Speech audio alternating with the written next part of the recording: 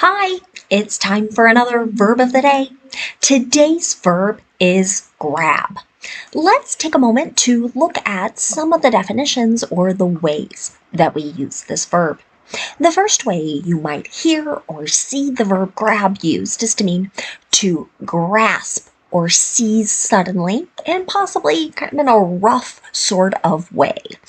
So, with this first definition, since it's the summer, my mind immediately went to being outside, being maybe near a pool, and maybe we can imagine kind of a little child getting too close to the edge, and their parent grabs their arm.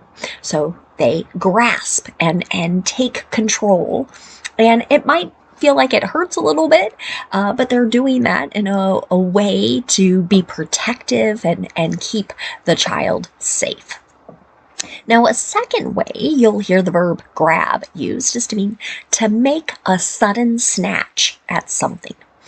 Sometimes you will hear about people stealing things, grabbing things when people are sort of crowded together. So you might hear it used in that way. A third way the verb grab gets used is to mean to get something quickly. So, pretty common to hear people say things like, I'm going to grab a coffee, right? Which means they're going to maybe go into the store, go through a drive-through very quickly in order to get this thing. But with this third definition, sometimes when people use grab, meaning to get something quickly, they're talking about doing something that maybe isn't done in a very honest or moral way. So you'll hear people say things like they're grabbing power or grabbing control. I'll have some other example sentences as the video continues on. Now, a fourth way you might hear grab used is mean to attract the attention of someone. With this fourth definition, you might think of advertising and marketing, right? Much of that exists to get our attention. So you might hear about certain ads, certain colors, music grabbing someone's attention. You should know that the verb grab is a regular verb.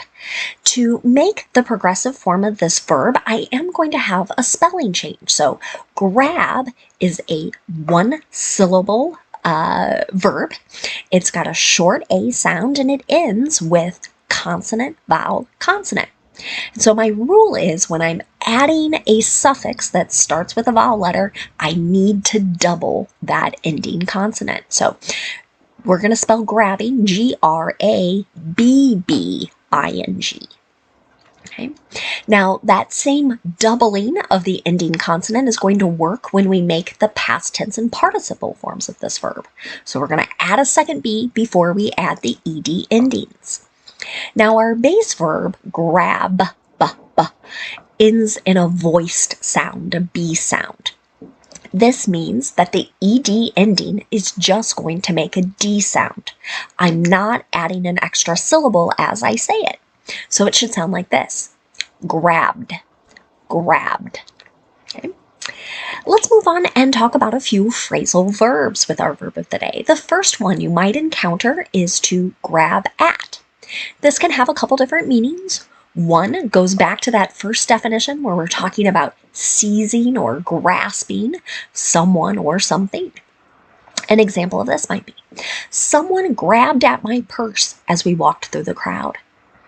Now, a second way you hear grab at used goes back to kind of that third definition where we're talking about taking control of something. An example of this. This group of shareholders is grabbing at control of the company. Another phrasal verb you might encounter is to grab away. This can mean to seize or grasp someone or something from another person or another thing. Let's take a look at an example sentence. She grabbed her diary away from her snooping little brother. So here in this sentence, we can imagine a little brother has found a diary, a journal. Maybe he's reading his sister's private thoughts and feelings, right? She sees it and she grasps it. She takes it from him. The last phrasal verb we'll discuss today is to grab on or grab onto. And generally when we're using this, we're talking about holding on to something or someone. An example of this: grab onto this rope. Here's an imperative, a command, telling someone to take hold, generally using their hands. Let's move on and continue practicing our verb of the day, grab, in a couple different verb tenses. Today we'll practice the past progressive and the simple present. Let's start with the past progressive. We use this verb tense to describe an action that was ongoing or continuing during a certain period in the past. Sometimes, as we're using these sentences, you might see past progressive used with simple past tense. So our past progressive action is the one that was continuing when it gets interrupted by the simple past tense action. Now, some teachers and some books call this the past continuous, and that's great, that's fine. It means the same thing. The reason I like calling this past progressive is I try and help my students remember that the two P's in past progressive means I'm going to need two parts to my verb in the affirmative here. So to make a positive or affirmative sentence, I always start with my subject, and then I'm going to use a past form of be. And be has two past forms, so we really need to pay attention to that subject. If the subject is I, he, she, or it, I'll use was, and then I use the ing form of the verb. But if my subject is you, we, or they, I use were, and then the ing form of the verb. You can see this in my example. She was grabbing at anything, she was grabbing anything she could as she ran out of the house and the flames chased her. So this sentence might be describing what was ongoing when a fire started in someone's house, right? So we can imagine someone is trying to get really important things or things that are valuable to them as they escape the fire.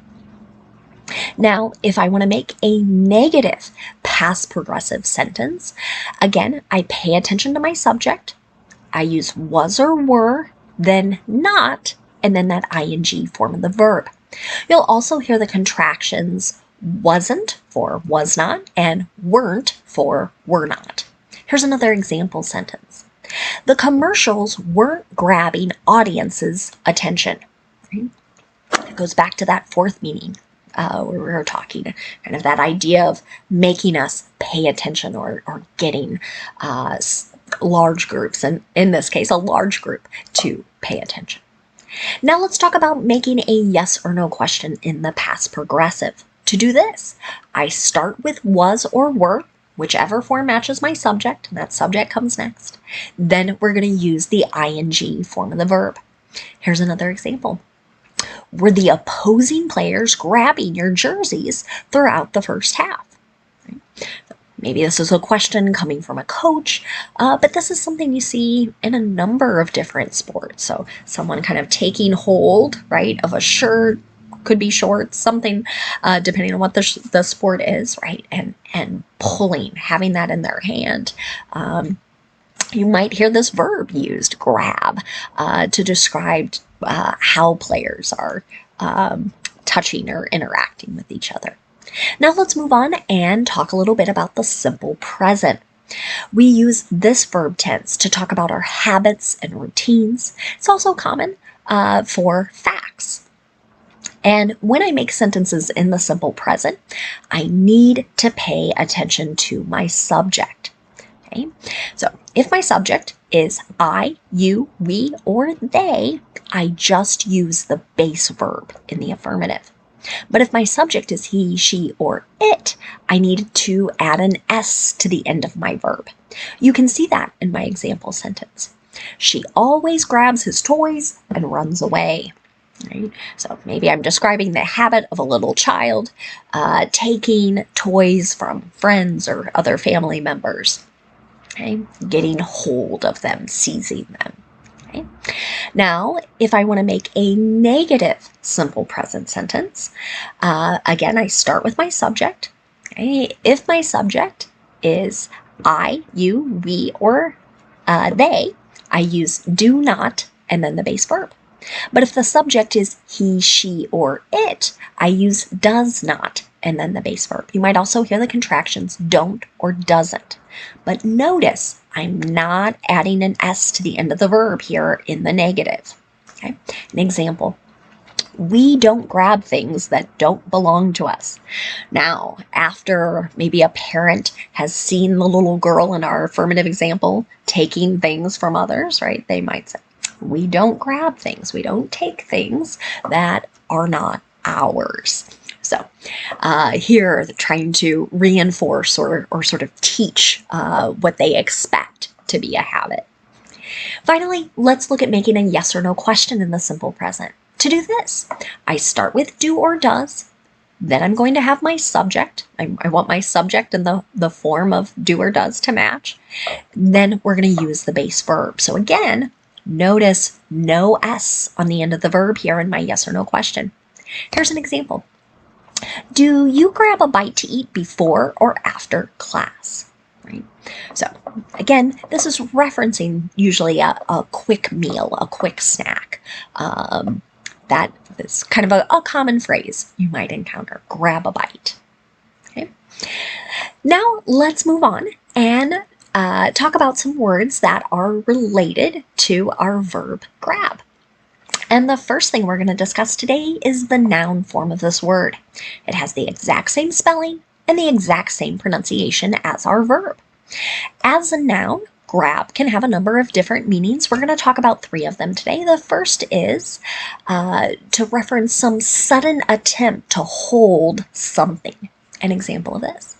The suspect made a grab for the officer's taser. So here we're trying to describe someone attempting to hold or get possession of something. Now, a second way the noun grab gets used is to reference the act of obtaining something in kind of an opportunistic or dishonest way. An example of this might be, their latest plan is a power grab. You might hear this used in connection with politics and government. A third way the noun grab gets used is to mean a frame of video or television footage that has been digitized and stored as a still image. So you might think of that as kind of a picture. So how you might hear it used might be like the screen grab shows the offensive post. So someone here has really just saved a picture of maybe something someone wrote on social media that many people find to be very rude and inappropriate. So you'll hear that, I think, pretty often now. This is a newer meaning for our noun. Another noun you might encounter is grab bag. We use this with all kinds of different containers that might contain things that are wrapped or things we can't see, where someone is going to randomly select something, not knowing what is in it. An example of this might be, the kids will get to choose a prize from the grab bag. A long time ago, I think I had teachers that would have different prizes kind of hidden, and as rewards, you might get to put your hand in and take something out, and that's kind of what this sentence is describing. The last thing we'll talk about today is the phrase up for grabs. This just means that something is available or obtainable. An example of this might be, a $25,000 prize is up for grabs this week. You might see sentences like this in different news reports, maybe announcing some kind of promotion or contest. And generally, right, if you hear up for grabs, right, there's a possibility it could be you. Thanks so much for watching today's video. I hope you have a great day.